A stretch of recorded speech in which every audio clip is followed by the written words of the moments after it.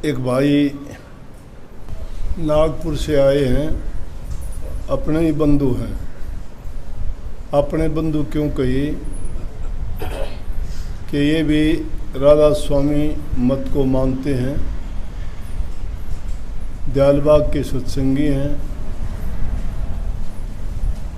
आजकल सत्संग टीवी पर, यूट्यूब पर, फ़ोन पर देखते हैं लोग, तो सोचते हैं जो अच्छा लगता है वहाँ जाने की कोशिश करते हैं। तो ये भी इतनी दूर से कष्ट उठा के मन में कुछ प्रश्न होंगे, कुछ पूछना चाहते होंगे, कुछ देखना चाहते होंगे, कुछ सुनना चाहते होंगे। कि इंसान के जीवन में अनेकों प्रकार की घटनाएं ऐसी होती हैं कि उन घटनाओं को समझने में उनको बड़ी मुश्किल पेश आती है। तीन अवस्था इस जीव की होती है, जागृत अवस्था है, स्वप्न है, सुषुप्ति की हालत है।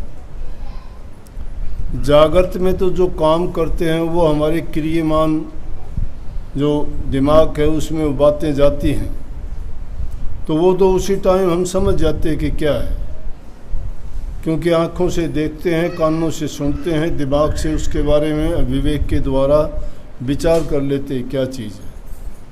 स्वप्न में देखी हुई चीज़ें होती हैं, उनके बारे में हमें संदेह होता है कई बार कि ये क्या बात मुझे स्वप्न में दिखाई दी। जीव की ऐसी अवस्था होती है, निद्रा की अवस्था में उसका दिमाग तो कभी सोता ही नहीं है, मन नहीं सोता, इंसान सो जाता है, ज्ञान इंद्रियां भी आराम कर लेती हैं, लेकिन मन तो फिर भी भागा भागा फिरता है। ये मन की दूसरी अवस्था है कि निद्रा की अवस्था में घूमता रहता है, कहाँ कहाँ उसका क्या क्या टकराव होता है, या कभी कोई पुरानी बातें उसको याद आ जाती हैं, या कोई घटना उसके पीछे की जिंदगियों की टकराव होता है, या कई बार आगे होने वाली चीज़ों के बारे में भी उसके सामने वो बातें आती हैं। क्योंकि ये परमात्मा की जो रची हुई लीला है, इसमें अनेक प्रकार के ऐसे कौतिक होते हैं कि जीव कई बार समझने में असमर्थ होता है। तो ये ज़रूरी नहीं ये कोई आध्यात्मिक घटना के बारे में आप नहीं कह रहे। ये कई बार होता है, स्वप्न में तुम बादशाह बन जाते हो, स्वप्न में भिखारी बन जाते हो, स्वप्न में क्या का क्या होता है। स्वप्न आता है, कोई लड़ाई झगड़ा होता है, हाथ मारते हो दीवार से, लगता है हाथ में दर्द होता है, नींद खुल जाती है। लेकिन वो निद्रा की अवस्था थी और उसमें वो घटना हुई, तो फिर भी आपको पता लग गया उसका, तो आदमी उसके बारे में भी सोचता है। तीसरी बात है सुषुप्ति की, गहरी नींद में जब होता है इंसान को पता ही नहीं होता क्या होता है। अब जीवन इंसान का ये एक नहीं है। ये हम अगर कहें ना, मैं तो इस बात को इस ढंग से कहा करता हूँ कि ये मत मानना कि आपका ये जीवन पहला जीवन है, इससे पहले क्या पता कितनी जिंदगियाँ आपने जी हैं। मैं नहीं कहता, शास्त्रों में भी यही है, कहने का तरीका अलग होगा। इस जीव को 4 खान में एक योनि से दूसरी योनि में भटकते भटकते इंसान का चोला मिलता है। उसको स्वामी जी महाराज ने कहा है कि ये तन तुमने दुर्लभ पाया, कोटि जन्म जब भटका खाया, या को अब व्यर्था मत खो, छिन छिन चेतो भक्ति कमाओ। भक्ति करो तो गुरु की करना, मार्ग शब्द गुरु से लेना, शब्द मार्गी गुरु ना होवे तो झूठी गुरुआई ले। जिन्हें सतगुरु पूरे मिल जाते तो वो भेद नाम का गाते। कहते हैं कोटि जन्म जब भटका खाया, जब इंसान का चोला मिला, तो जो जो पीछे की योनियाँ भोगी, कितनों के पिता बने होंगे हम, कितने हमारे पिता बने होंगे, कितनों के हम बेटे बने होंगे, कितने हमारे बेटे बने होंगे। योनि कुछ भी रही होगी, एक योनि नहीं अनेकों योनि हमने भोगी होंगी। कोटि जन्मों का भटका खाना बताया है। उस कोटि जन्मों से भटकते भटकते कोई हमारे नेक और शुभ कर्मों के कारण हमें इंसान का चोला मिला। ये चोला मिलने का मतलब हमारे शुभ कर्मों का फल है। और सब कर्मों का फल तो शास्त्र क्या कहते हैं कि किसी जीवन में किसी महापुरुष के, किसी संत के दर्शन हुए होंगे, या किसी संत के हाथ से प्रसाद मिला होगा, या किसी संत का हमें आशीर्वाद मिला होगा, या और कोई हमने ऐसा नेक कर्म किया होगा कि जिसके कारण सृष्टि में सबसे प्रथम, सबसे उत्तम और सबसे अच्छा जो चोला है वो इंसान का वो मिलता है शुभ कर्मों के कारण।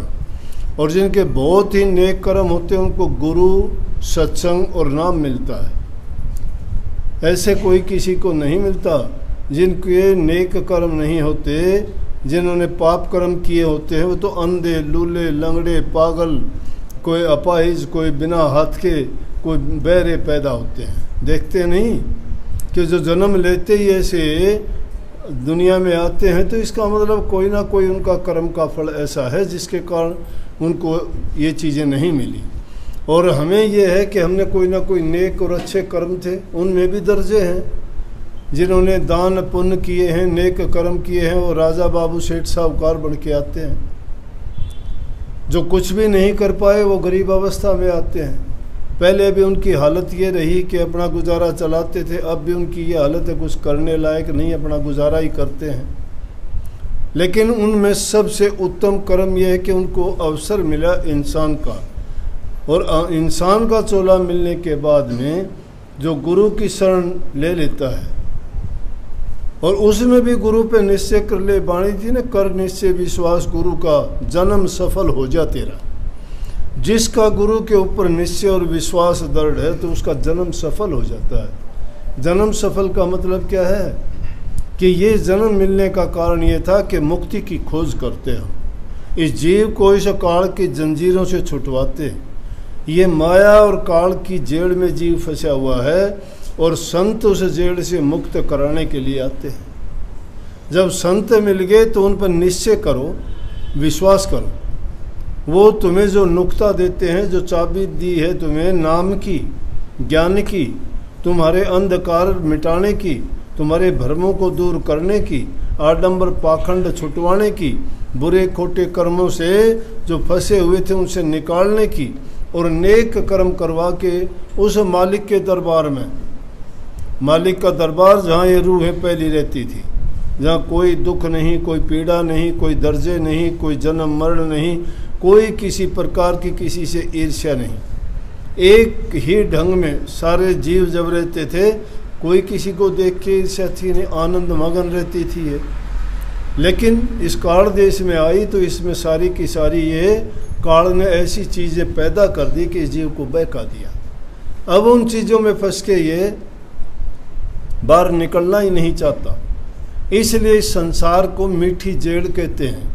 इस जेड़ में फंसने के बाद किसी को भी गंदी से गंदी योनि का जीव है, उसको भी तुम उसकी वो और चोला छुटवाने की कोशिश करोगे, मारने की कोशिश करोगे, तो भी वो चिल्लाता है, वो चोला नहीं छोड़ना चाहता। क्योंकि काल महाराज ने सत्य पुरुष की भक्ति करके वरदान मांगा था कि ये जीव जिस योनि में जाए उसी में खुश रहे। ये भूल है, ये इस जीव को ऐसी भूल लगा दी, वरदान दे दिया कि जाओ, जो रूहें दी गई हैं, जो रूह जिस अवस्था में रहेगी उसी में खुश रहेगी। अब सूअर का जीवन कोई जीवन है, कुत्ते का जीवन कोई जीवन है, सांप का जीवन कोई जीवन है, किसी की टांग नहीं है, कोई मांस भक्षण करता है, कोई भिष्टा खा के जीता है, कोई और दूसरी क्या क्या उनको बेचारों को पक्षी हैं। आंधी, बरसात, तूफान, गर्मी में देखो, किसी को पीने को पानी नहीं, किसी को चोगा नहीं, किसी का घर मकान नहीं, सर्दी गर्मी को कैसे बर्दाश्त करते हैं। बंदर बना दिया इंसान के रूप में, घर मकान नहीं है, ठिठुरता है सर्दी में, गर्मी में जलता है, खाने को कुछ दूसरों पर डिपेंड करता है। तो हालत क्या हुई उनकी, जिसको भी देखोगे, लेकिन वो अपनी योनि में मस्त है, खुश है, उनको छोड़ना नहीं चाहता। वो कहता है मैं इसी में खुश हूँ। लेकिन इंसान को बुद्धि, ज्ञान और विवेक दिया। वो बुद्धि, ज्ञान, विवेक वो अगर इस काम में लगाता है कि सारे काम छोड़ के, ये भी उनकी तरह मूर्खता करता है। कोई महल मकानों में ज़िंदगी बर्बाद कर देता है, कोई ऊंचे अपने अभिमान में, कोई धन के उसमें, कोई दूसरी चीज़ों में, और वो चीज़ें प्राप्त होने पे कोई शराब में, कोई कबाब में, कोई झगड़ों में, कोई मुकदमों में, उल्टे सीधे कामों में लग के जीवन को बर्बाद करते हैं। लेकिन कोई नेक इंसान होता है, गुरु की शरण में जो चला जाता है, वो इस राज को समझ जाता है कि वो संसार के भी सुख भोगता है, और सब सुखों को भोगते भोगते अगर वो गुरु भक्ति में अपना मन लगा लेता है तो उसके दोनों काम बन जाते हैं, सुखी जीवन भी जीता है। और इस जीवन के बाद में जब जो पहले शब्द में गाया था, सतगुरु का देश निराला है मैं देखा जाके, उस निराले देश के अंदर पहुंच जाता है। वो निराला देश क्यों है? वो निराला देश इसीलिए है कि वहाँ ना कोई सुख है ना कोई दुख है। आप कहोगे सुख और दुख है ही नहीं, समभाव है। जहाँ समानता है वहाँ सुख दुख की जरूरत ही नहीं है, चाहती नहीं है। समुद्र के अंदर देखोगे एक ही बूंद जल की है, पूरा समुद्र देखोगे पूरी एक ही बूंद है, देखो तो अलग अलग थोड़ा है, लेकिन है वो जल रूप। अलग कर दोगे तो कितना, मटके में डाल दिया मटके का है, गिलास में डाल दिया गिलास का पानी है, अगर किसी और बर्तन में डालोगे उसी का पानी कहलाता है, लेकिन है वही जल, जल का रूप है। ये रूहें भी उसी प्रकार से उस परमात्मा की अंश हैं, लेकिन यहाँ इस काल देश में आने के बाद में, जुदा होने के बाद 84 लाख योनि में अलग अलग नामों से पुकारी जाने लगी, कोई कुछ कोई कुछ कोई कुछ, परंतु इसमें सबसे उत्तम जीव इंसान है। तो ये इंसान जो है, इसके जीवन के पीछे की घटनाओं का कर्म जो है, कर्म का भार साथ लेके चलता है। जिस योनि में, जिस जन्म में जो कर्म करेगा, वो कर्म इसका पीछा नहीं छोड़ता। कर्म का मतलब कर्ज है। जिस प्रकार से तुम किसी से कर्ज अगर ले लोगे तो उसके कर्जदार हो, वो कर्जा अपना लेगा आपसे। हम चालाकी करते हैं कि मैंने ले लिए, और कर्जा किसी का लेके हम मर जाते हैं, तो वो कर्ज क्या होगा कि अपने साथ जाएगा, वो कर्जा साथ जाएगा, अगले जन्म में वो लेगा आपसे। उसमें नहीं दोगे, दूसरे में, तीसरे में, चौथे में, पांचवें में तुम्हें वो अदा करना पड़ेगा। कभी बैल बन के अदा करोगे, कभी बेटी बन के उसे अपना कर्जा चुका लोगे, कभी बेटा बन के। देखते नहीं, संतान पैदा होती है, खुश होते हैं मेरा बेटा है, आके शिकायत करते मेरा बेटा कहना नहीं मानता, गलत काम करता है, बुरे बच्चों में बैठता है, शराब पीता है, हमें मारता पीटता है, सब कुछ छीन के ले जाता है। क्यों? वो कोई कर्ज तो था।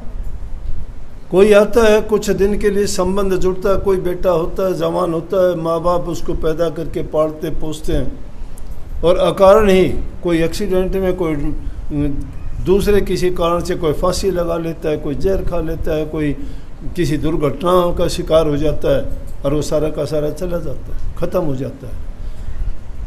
जो कुछ उससे लेना है अपने माँ बाप से कर्जा डॉक्टर को दिला देता है, उसे तो उगा लिया उसने।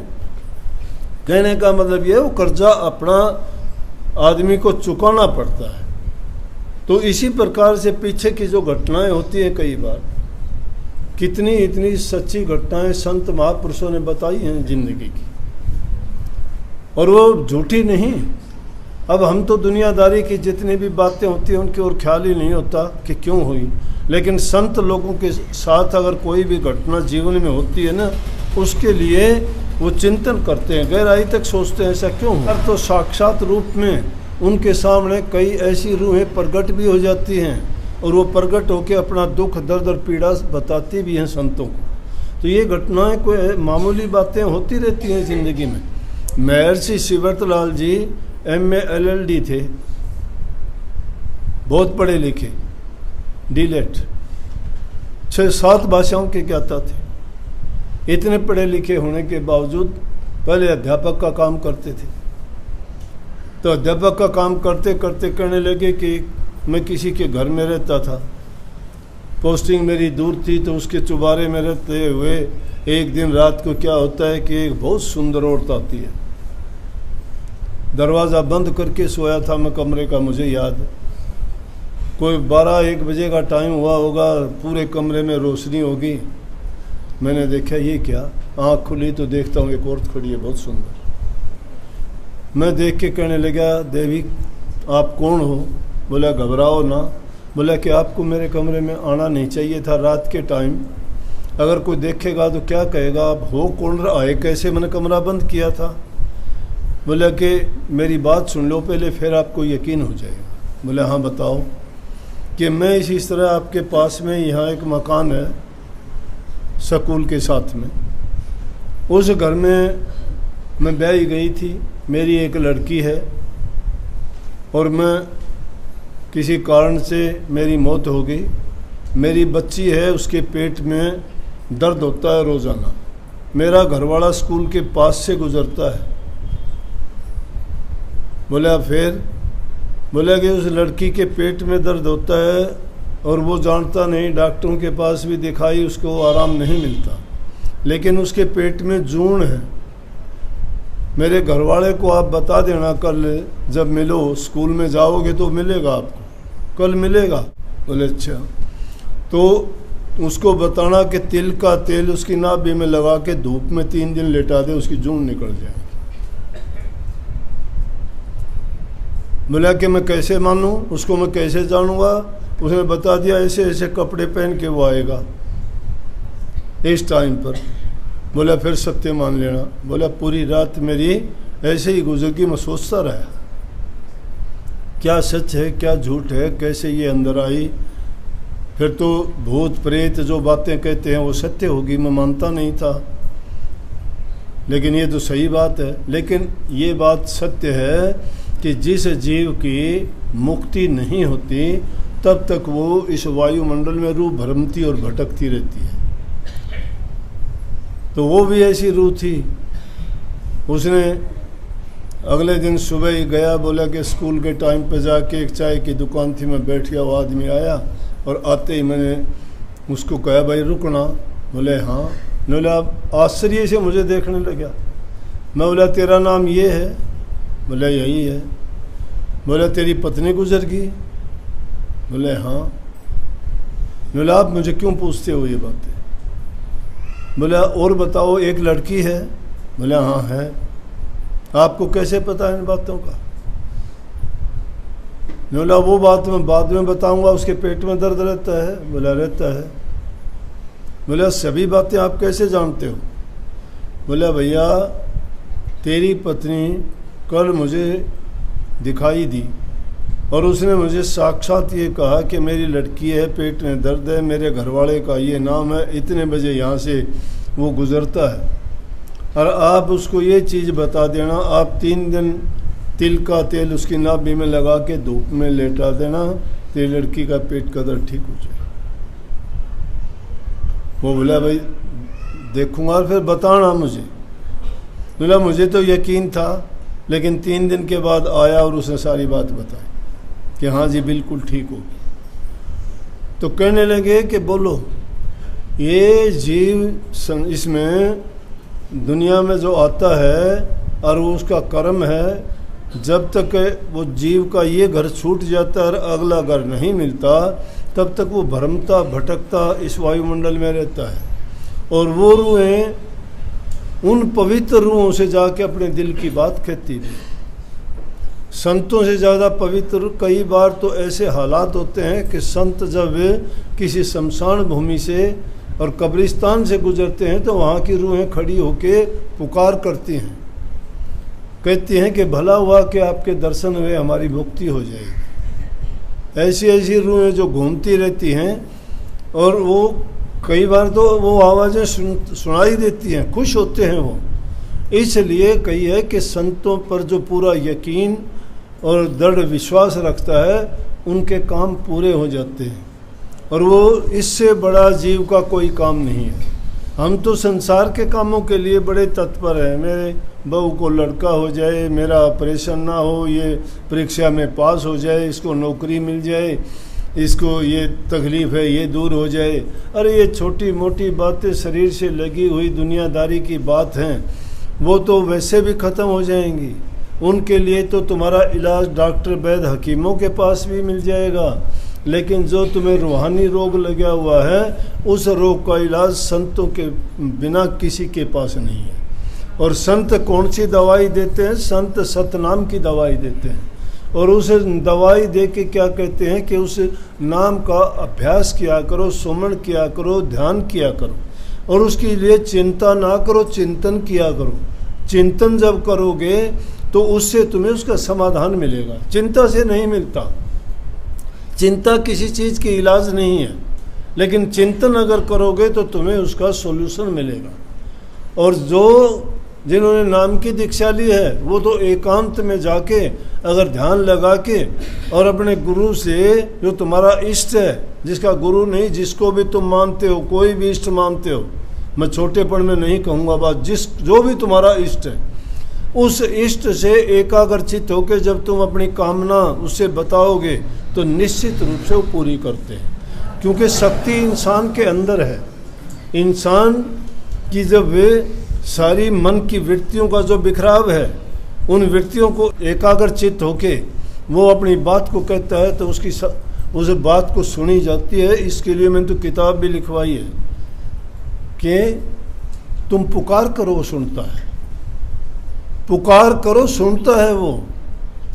पुकार यहाँ से नहीं होगी, पुकार बनावटी नहीं होती, जबान सब की है, सब कोई बोल सकता है। पुकार हृदय से होती है, और हृदय से कब होगी?